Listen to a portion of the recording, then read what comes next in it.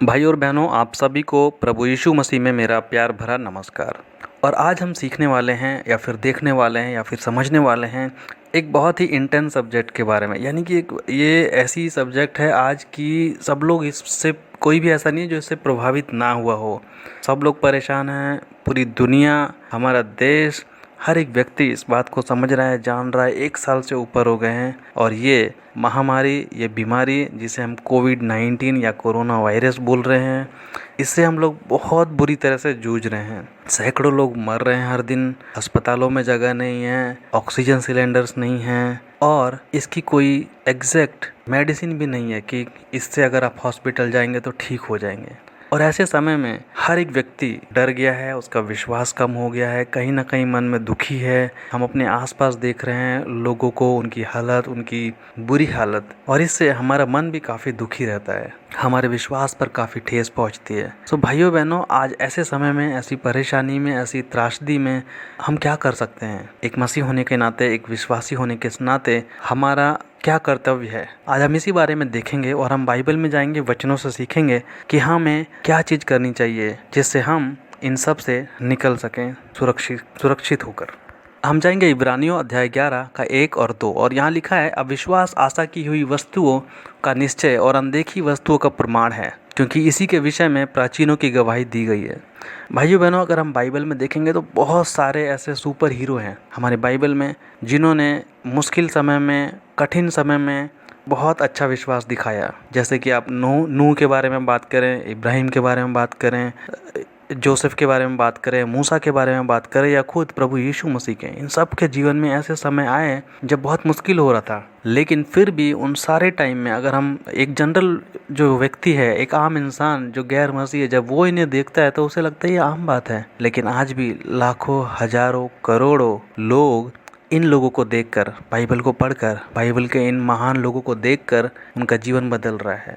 तो दोस्तों, आगे बढ़ते हैं। भाइयों बहनों, हम जाएंगे दानियल की किताब अध्याय 6 का 1 से 11, और यहाँ पर लिखा है, हम पढ़ेंगे दानियल अध्याय 6 का 1 से 11। यहाँ लिखा है कि दारा को यह अच्छा लगा कि अपने राज्य के ऊपर 120 ऐसे अधिपति ठहराए जो पूरे राज्य में अधिकार रखें, और उनके ऊपर उसने 3 अध्यक्ष, जिसमें से दानियल एक था, इसलिए ठहराया कि वे उन अधिपतियों से लेखा लिया करे, और इस रीति राजा की कुछ भी हानि ना होने पाए। जब यह देखा गया कि दानियल में उत्तम आत्मा रहती है, तब उसको उस अध्यक्षों और अधिपतियों से अधिक प्रतिष्ठा मिली, वरन राजा यह भी सोचता था कि उसको सारे राज्य के ऊपर ठहराए। तब अध्यक्ष और अधिपति राज्यकार्य के विषय में दानियल के विरुद्ध दोष ढूंढने लगे, परंतु वह विश्वास योग्य था और उसके काम में कोई भी भूल व दोष ना निकला, और वे ऐसा कोई अपराध व दोष ना पा सके। तब वे लोग कहने लगे कि हम उस दानियल के परमेश्वर की व्यवस्था को छोड़ और किसी भी विषय में उसके विरुद्ध कोई दोष ना पा सकेंगे।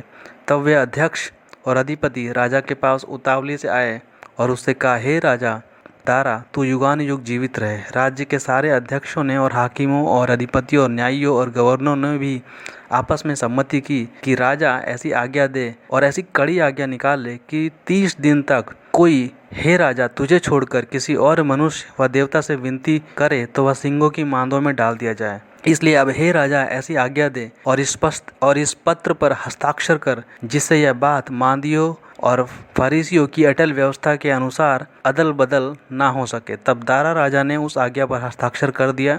जब दानियल को मालूम हुआ कि उस पत्र पर हस्ताक्षर किया गया है, तब वह अपने घर में गया और उसकी ऊपर की कोठरी की खिड़कियां जो यरूशलेम के सामने खुलती थी, और अपनी रीति के अनुसार जैसा वह दिन में 3 बार अपने परमेश्वर के सामने घुटने टेक कर प्रार्थना करता और धन्यवाद करता था, वैसा ही तब भी करता रहा। तब उन पुरुषों ने उतावली से आकर दानियल को अपने परमेश्वर के सामने विनती करते हुए और गिड़ाता हुआ पाया।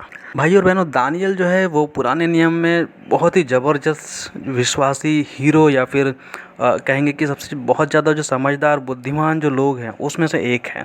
उसका जो विश्वास है प्रभु के ऊपर, परमेश्वर के ऊपर, वो बहुत ही अटूट है, अडिग है, बहुत मजबूत है। देखिए उसकी सिचुएशन कैसी है, हमने पढ़ लिया है। उसको फंसाया गया और उसको क्या पाया गया कि उसको अभी सिर्फ उसकी विश्वास, उसकी जो परमेश्वर के ऊपर विश्वास है, उसके अलावा और किसी चीज़ में उसको फंसा नहीं सकते। तो उन लोगों ने उसके अगेंस्ट ये प्लान कर दिया। अब सोचिए ऐसे सिचुएशन में क्या होगा, क्या किया उसने। सिचुएशन ऐसी है कि मरना है उसे। अगर उसने ये प्रार्थना नहीं किया या फिर सिचुएशन को उसने पढ़ा, देखा कि हाँ इस पे तो राजा के हस्ताक्षर हैं, वो चाहता तो कुछ और भी कर सकता था, लेकिन उसने क्या किया, उसने जो हिम्मत दिखाई वो क्या दिखाई, उसने हिम्मत दिखाई प्रभु के सामने जाकर प्रार्थना करने की। दूसरी तरफ मृत्यु थी, लेकिन फिर भी उसने क्या किया, परमेश्वर से विनती करने लग गया गिड़गिड़ा के। यानी कि वो परमेश्वर से पूछ रहा है, उनसे विनती कर रहा है, उनसे उनके पास जा रहा है कि वो उसे कुछ रास्ता दिखाएं। आज हमारी सिचुएशन ऐसी है भाइयों बहनों, मौत खड़ी है, चारों तरफ लोग परेशान हैं, दुखी हैं, कोई उपाय नहीं है, एकदम से जिसे बोलते हैं कि कुछ समझ नहीं आ रहा है कि क्या करें, क्योंकि इस बीमारी का कोई इलाज भी नहीं है, कोई भी ऐसी पर्टिकुलर मेडिसिन ऐसी नहीं है जो एग्जैक्टली ठीक कर दे। सो ऐसे समय में हम लोग भी कुछ ऐसे ही उतावले परेशान हैं, लेकिन हम क्या कर रहे हैं हमें देखना है। क्या हम दानियल की तरह परमेश्वर की तरफ मुड़ रहे हैं या कुछ और कर रहे हैं। और देखिए आगे हम इसमें पढ़ते हैं कि हुआ क्या फिर उसके साथ, और यहीं पर हम आगे पढ़ेंगे जो कि है दानियल अध्याय 6 और उसका 16। और आगे जब फिर क्या हुआ, उसने प्रार्थना की तो क्या हुआ, तब राजा ने आज्ञा दी कि दानियल को लेकर सिंहों की मांदों में डाल दिया जाए। उस समय राजा ने दानियल से कहा कि तेरा परमेश्वर जिसकी तू नित्य उपासना करता है अब वही तुझे बचाएगा। सो यहाँ सिचुएशन क्या है, देखिए दानियल ने परमेश्वर के पास गया, उसने प्रार्थना की और उसके बदले में उसे क्या मिला, उसे सिंहों की मांदों में डाला जा रहा है। यानी कि उसे जंगली जानवर यानी कि जंगली शेरों के सामने डाला जा रहा है, जहाँ की क्या होगा, जंगली और भूखे जो शेर हैं वो तो उसे फाड़ खाएंगे। अब उसकी जो सिचुएशन है वो तो और ख़राब हो रही है। उसने प्रार्थना की और जो है फास्ट किया, लेकिन फिर भी इन सब के बावजूद उसने अपना विश्वास या परमेश्वर की तरफ नज़र नहीं हटाया, आगे बढ़ता गया। और वचन अध्याय 6 के 23 इसी में लिखा है कि तब राजा ने बहुत आनंदित होकर दानियल को गड्ढे से निकालने की आज्ञा दी। सो दानियल गड्ढे में से निकाला गया और उस पर हानि का कोई भी चिन्ह न पाया गया, क्योंकि वह अपने परमेश्वर पर विश्वास रखता था। सो भाइयों बहनों, उसके ऊपर इतने सारे जो शेर थे वहाँ पर उसके बीच में रख रहा वो काफ़ी टाइम, और देखिए जब वो बाहर निकाला गया तो उसके ऊपर एक छोटी सी खरोच भी नहीं पाई गई। मतलब क्या है कि सिचुएशन ऐसी थी कि अब मरा कि कब मरा, लेकिन परमेश्वर ने उसके लिए चीज़ें बदल दी और जब वो बाहर आया तो एक विजेता के रूप में बाहर आया। दानियल जो था उसने लगातार परमेश्वर पर अपना विश्वास किया, लगातार उसकी तरफ अपना विश्वास, अपना जो अडिग भरोसा है उसको बनाए रखा। आज हमें भी ज़रूरत है कि हम अपनी प्रार्थनाओं में लगातार बने रहें, सिर्फ एक दिन नहीं बल्कि दिन में कई कई बार। शायद हमें ज़रूरत है कि हम दानियल की तरह प्रभु के पास जाएं। दूसरी वचन देखते हैं हम आगे, और यहाँ पर देखेंगे इब्रानियों अध्याय 11 का 8। यहाँ पे लिखा है, विश्वास ही से इब्राहिम जब बुलाया गया तो आज्ञा मानकर ऐसी जगह निकल गया जिसे मिरास में लेने वाला था, और यह ना जानता था कि मैं किधर जाता हूँ, तो भी निकल गया। भाइयों बहनों, हम सब जानते हैं इब्राहिम के बारे में, जो विश्वासियों का पिता भी कहा जाता है जिसे। देखिए उसकी और उसकी पत्नी की उम्र कितनी ज़्यादा हो गई थी, वो लोग बूढ़े हो गए थे ऑलमोस्ट, उनकी कोई संतान नहीं थी, कोई प्रॉपर्टी नहीं थी, वो लोग तंबुओं में रहते थे, यानी कि उनका कुछ ठिकाना भी नहीं होता था, आज यहाँ रुके कल वहाँ रुके, इस तरह से घूमते रहते थे।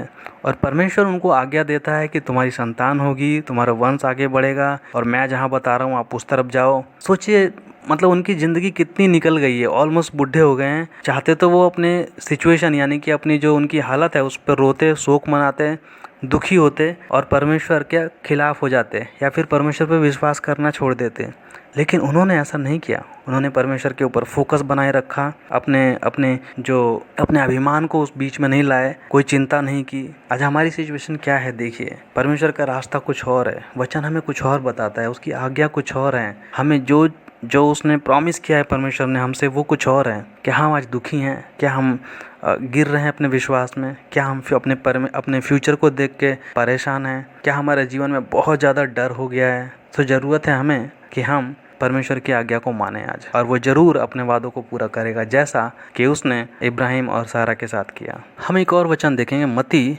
अध्याय 26 और उसका 36 से 46। यहाँ लिखा है, तब यीशु ने अपने चेलों के साथ गतसमनी नाम के एक स्थान में आया और अपने चेलों से कहने लगा कि यहीं बैठे रहना जब तक कि मैं वहां जाकर प्रार्थना करूं। और पतरस और जब्दी के दोनों पुत्रों के साथ लेकर गया और उदास और व्याकुल होने लगा। तब उसने उनसे कहा, मेरा जी बहुत उदास है, यहाँ तक कि मेरे प्राण निकले जाते हैं।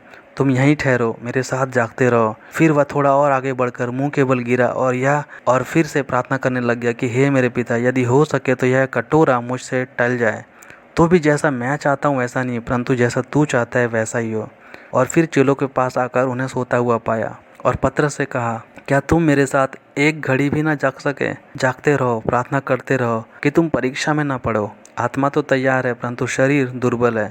फिर उसने दूसरी बार जाकर यह प्रार्थना की कि हे मेरे पिता, यदि यह मेरे पिए बिना नहीं हट सकता तो तेरी ही इच्छा पूरी हो।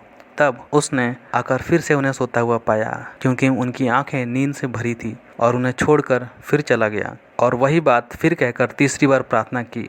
तब उसने चेलों के पास आकर उनसे कहा, अब सोते रहो और विश्राम करो। देखो घड़ी आ पहुंची है और मनुष्य का पुत्र पापियों के हाथ पकड़वाया जाता है। उठो चले, देखो मेरा पकड़वाने वाला निकट आ पहुंचा है। भाइयों बहनों, यहाँ पे देखिए व्यक्ति जो है, इंसान जो है, उसकी हालत कैसी हो जाती है। हम लोग जो है बहुत स्ट्रगल से गुजर रहे हैं। 1 साल से ऊपर हो गया है ये महामारी, ये बीमारी पूरे राष्ट्र को परेशान कर चुकी है। हमारे आसपास लोग मर रहे हैं।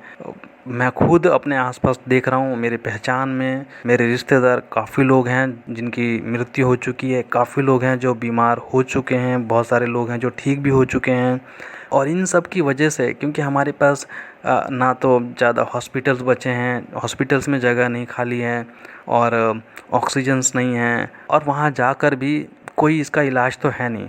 सो देखिए यहाँ पर स्ट्रगल क्या है। प्रभु यीशु मसीह भी यहाँ पर बहुत दुखी हैं, बहुत व्याकुल हैं, यहाँ तक कि उनके प्राण निकले जाते हैं। सोच रहे हैं कि कोई सहारा, कोई उनके दोस्त जो हैं, यानी कि पतरस और उसके भाई, वो दोनों भी सो रहे हैं, उनको उनसे भी सहारा नहीं मिल पा रहा है। और ऐसे में परमेश्वर से प्रार्थना कर रहे हैं, और प्रार्थना में भी वो क्या, परमेश्वर की ही बात मान रहे हैं, यानी कि हो सके तो यह कटोरा हट जाए, लेकिन मैं नहीं, जो आप चाहते हो वही पूरा हो। देखिए यहाँ पर क्या है, ऐसे समय में जब हम ऐसी कठिन परिस्थिति से गुजर रहे हैं, क्या हम परमेश्वर से पूछ रहे हैं कि वो क्या चाहता है? क्या हम उसकी आज्ञा मान रहे हैं? क्या उसने जो प्रॉमिस किए हैं हम उस पर जा रहे हैं? हम सबको ज़रूरत है आज कि हम प्रभु की बात, प्रभु की आज्ञा, प्रभु के जो वादे हैं उसमें बने रहें। जो वो चाहता है वही होने दें, और अपना हियाव जो अपना भरोसा है उसके ऊपर वो ना छोड़ें।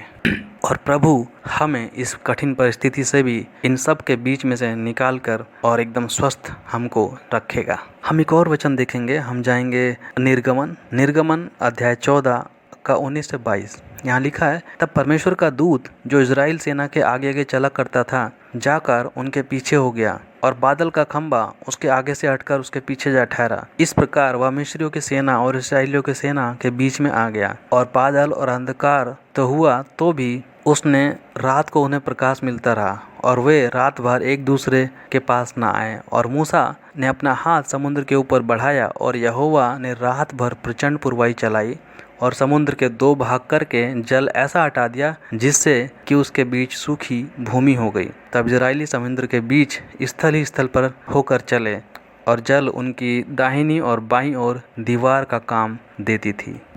और यहीं पर हम इसी के थोड़ा और पीछे पढ़ेंगे, निर्गमन अध्याय 14 का 10 से 14। यहाँ लिखा है, तब फिरौन निकट आया तब इजरायलियों ने आंखें उठाकर क्या देखा कि मिस्री उसके पीछा किए चले आ रहे हैं, और इजरायली अत्यंत डर गए और चिल्लाकर यहोवा की दुहाई दी। और वे मूसा से कहने लगे, क्या मिस्र में कब्रें न थी जो तू हमको वहां से मरने के लिए जंगल में लाया है? तूने हमसे क्या कर दिया कि हमको मिस्र से निकाल लाया? क्या हम तुझसे मिस्र में यही बात ना कहते थे कि हमें रहने दे, कि हम मिस्रियों की सेवा करें? हमारे लिए जंगल में मरने से मिस्रियों की सेवा करना ज़्यादा अच्छा था। मूसा ने उनसे कहा, डरो मत, खड़े खड़े वह उद्धार का काम देखो जो यहोवा आज तुम्हारे लिए करेगा, क्योंकि जिस मिस्रियों को तुम आज देखते हो उन्हें फिर कभी ना देखोगे। यहोवा आप ही तुम्हारे लिए लड़ेगा, इसलिए तुम चुपचाप रहो। भाइयों बहनों, जो मिस्री की जो आर्मी थी, उनकी जो सेना थी, वो पीछे पड़ी हुई है। आगे लाल समुंदर है, बीच में ये इजराइल्स लोग हैं। अब ये जो इजराइल्स के लोग हैं, ये यहूदी लोग जो हैं, ये फंस गए हैं बीच में। अब इनको डर लग रहा है, तो डर के मारे क्या कर रहे हैं, यहोवा की दुहाई दे रहे हैं, बहुत परेशान हो गए हैं। और मूसा से क्या कर रहे हैं, कंप्लेन कर रहे हैं, उससे शिकायत कर रहे हैं कि तेरी वजह से ये प्रॉब्लम हो गई, इतना तू लेकर लाया, हमको इतना विश्वास दिलवाया, अब ये क्या सिचुएशन हो गई, अब कहाँ जाएं, आगे मौत है, पीछे भी मौत है।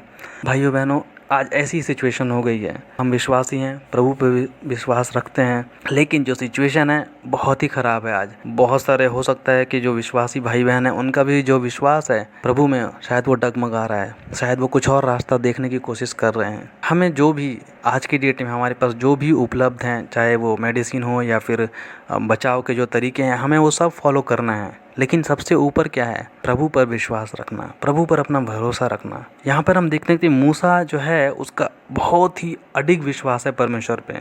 वो पूरी तरह से प्रभु पे समर्पित है, प्रभु के लिए। उनके पास ना तो लड़ाई के लिए कुछ घोड़े हैं, ना उनके पास कोई बहुत ज़्यादा हथियार हैं, ना बहुत ज़्यादा लोग हैं। ये साधारण लोग हैं, आर्मी नहीं है। लेकिन मूसा उनसे क्या बोलता है? डरो मत, उद्धार का काम देखो, यहोवा आपके लिए काम कर रहा है और यहोवा खुद आपके लिए लड़ेगा आज। तो मेरे प्यारे भाइयों बहनों, आप सब से मैं विनती करना चाहता हूँ, ये कठिन समय है, बहुत मुश्किल समय है, बहुत सारे लोग दुखी हैं, बहुत सारे लोग परेशान हैं। अब बहुत सारे लोगों के जो मन है वो टूट रहा है, दुख से गुजर रहा है, शोक से गुजर रहा है। और जो सबसे ज़्यादा जो इस समय जो चीज़ हमें तोड़ रही है वो ये है कि जो डर है वो लोगों को ज़्यादा मार रहा है। ये बीमारी शायद इतना लोगों को नहीं मार रही है, लेकिन लोग डर से ज़्यादा मर रहे हैं। और इस वजह से जो है ये हमारे लिए सबसे बड़ा जो प्रॉब्लम है वो डर है।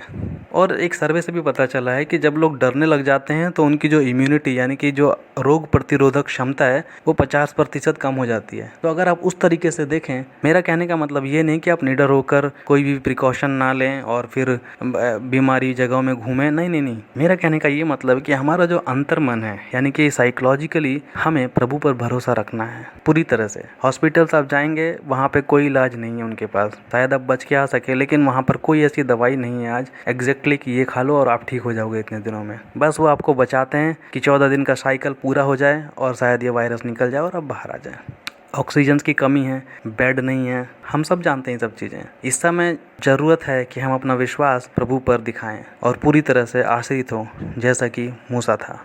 तो भाइयों बहनों, आज हमने 3 चीज़ें देखी और ये तीनों चीज़ें अगर हम फॉलो करेंगे तो डेफिनेटली, चाहे ये बीमारी 1 साल हो, 2 साल हो या 10 साल भी चले, हम हमेशा प्रभु पर विश्वास करके ऐसे ही खड़े रहेंगे और अंत में हम इन सब से विश्वासी के रूप में निकल जाएंगे। पहली चीज़, जैसा दानियल ने किया, हर एक परिस्थिति में हमें प्रभु के पास जाना है, उसके सामने जाकर प्रार्थना करनी है। दानियल 3 बार करता था प्रार्थना अपनी रीति के अनुसार। आज हमें ज़रूरत है कि क्या हमारी जो प्रार्थना है वो कितनी निरंतरता है उसके अंदर। क्या हम निरंतर प्रार्थना कर रहे हैं जब ऐसी सिचुएशन आती है, या हम कुड़कुड़ा रहे हैं, डर रहे हैं, या फिर हम बुराई कर रहे हैं, या फिर परमेश्वर पे विश्वास नहीं कर रहे हैं, या परमेश्वर को ही भला बुरा बोल रहे हैं। हमें देखना है। तो पहला स्टेप है कि हमें प्रभु की तरफ जाना है, उससे प्रार्थना करनी है। दूसरी चीज़, उसकी आज्ञा को मानना है। हमारे मन में नेगेटिव बातें आती हैं, बहुत कुछ आते हैं, विश्वास कम होता है, डरते हैं, लेकिन हमें, जैसे अब्राहम ने, इन सब के बावजूद सिचुएशन बिल्कुल नकारात्मक थी, लेकिन फिर भी उसने भरोसा रखा, बात मानी। प्रभु यीशु मसीह जो प्रभु चाहते थे, जो पिता चाहता है, उसी की इच्छा पूरी हो। आज हमें भी ये ज़रूरत है कि हम उसकी बात माने और लास्ट में उसके जितने भी प्रॉमिस है, जो भी वादे उसने किए हैं, वो ज़रूर पूरे होंगे। तीसरी चीज़ कि पूरी तरह से हमें प्रभु पर निर्भर हो जाना है। जैसा कि मूसा, कुछ भी नहीं है उनके पास लड़ने के लिए या सेना से कुछ करने के लिए, लेकिन देखिए जब वो पूरी तरह से निर्भर हो गया कि हमारे लिए लड़ाई प्रभु खुद करेगा, डरो मत। सो देखो क्या हुआ उसके बाद। तो भाइयों बहनों, जब परमेश्वर अपने लोगों से प्रेम दिखाना चाहता है और उन्हें बचाना चाहता है तो वह ऐसे ही चमत्कार करता है। लाल समुद्र 2 भागों में बट गया। ये ऐसा चमत्कार था जो कभी हुआ ही नहीं और शायद कभी जरूरत भी ना पड़े ऐसा कुछ करने की। और प्रभु ने अपने लोगों के लिए अपना प्रेम दिखाने के लिए ऐसा किया। वो सब लोग लाल समुद्र से निकल गए और पीछे वो सारी जो आर्मी थी मिस्रियों की, वो सब उसमें मर गई। तो भाइयों बहनों, 3 चीज़ें, परमेश्वर के पास जाइए, उसको, उसकी आज्ञाओं को मानिए, उस पर भरोसा रखिए, लास्ट में ज़रूर वो आपको विजय दिलवाएगा, आपको जीत दिलवाएगा। तीसरी बात, पूरी तरह से उस पर डिपेंड हो जाइए। आपके पास जो भी साधन हैं, जो भी सुविधाएं हैं, उन सबको कीजिए। सारे प्रिकॉशन यानी कि जो भी बीच बचाव के तरीके हैं वो सब फॉलो कीजिए, लेकिन अपने मन में अपना विश्वास, अपनी जो हियाव है, उसको प्रभु पर बना के रखिए। परमेश्वर ज़रूर हम सबको इन सारी प्रॉब्लम से, ये सारी परेशानियों से हमें निजात दिलवाएगा और ज़रूर हम सब बाहर आ जाएंगे। हो सकता है इस सिचुएशन में हमारे पास आर्थिक स्थिति में हमारी बहुत परेशानी हो गई हो सकता है हम कर्ज में हो सकता है हम कुछ गलत कामों में फंस गए हैं, या फिर हो सकता है कि हमारे ऊपर सताव हो रहा है या हमारे साथ अन्याय हो रहा है। बहुत सारी चीज़ें हो रही हैं भाई और बहनों, लेकिन हमें इन उदाहरण जो हैं बाइबल में, उन लोगों की तरह बनना है। और मेरा पूरा विश्वास है कि हम सब जैसा पहले भी, ये पहली बार ऐसा नहीं है कि यह महामारी आई है। इस दुनिया में यह महामारी 10 से ज़्यादा बार आ चुकी है और हर बार विश्वासी लोग हमेशा इनसे निकलते आए हैं, इन सब से। और इसीलिए आज आप देख सकते हैं कि पूरी दुनिया में सबसे ज़्यादा मसीह लोग हैं, उनकी संख्या हमेशा ज़्यादा है। तो भाइयों बहनों, इसी के साथ मैं आपसे विदा लेता हूँ और आपसे प्रार्थना करता हूँ और उम्मीद करता हूँ कि आप अपना विश्वास इस कठिन परिस्थिति में नहीं छोड़ेंगे। इन 3 स्टेप्स को फॉलो कीजिए, प्रभु आपको ज़रूर जीत दिलवाएगा। और आपसे रिक्वेस्ट करता हूँ कि ये वीडियो को फॉरवर्ड कीजिए बाकी लोगों को, ताकि वो भी इससे कुछ सीखें और अपने मजबूत बने और वो डरे ना, बल्कि प्रभु में विश्वास रखें। साथ ही साथ ये सारे वचन मैं डिस्क्रिप्शन में रखूँगा ताकि आप वहाँ से फिर से पढ़ सकें और अपने विश्वास को मजबूत कर सकें। अगर आपके कोई सुझाव हैं तो ज़रूर कमेंट बॉक्स में लिखिए और हो सके तो चैनल को सब्सक्राइब कीजिए, ताकि आने वाले समय में आपको और भी परमेश्वर के वचनों से सीखने को मिले। तो भाइयों बहनों, इसी के साथ मैं विदा लेता हूँ। फिर मिलूँगा प्रभु के कुछ और वचनों के साथ। तब तक के लिए बने रहिए परमेश्वर में, डरिए मत, प्रभु हमेशा आपके साथ है। आमीन।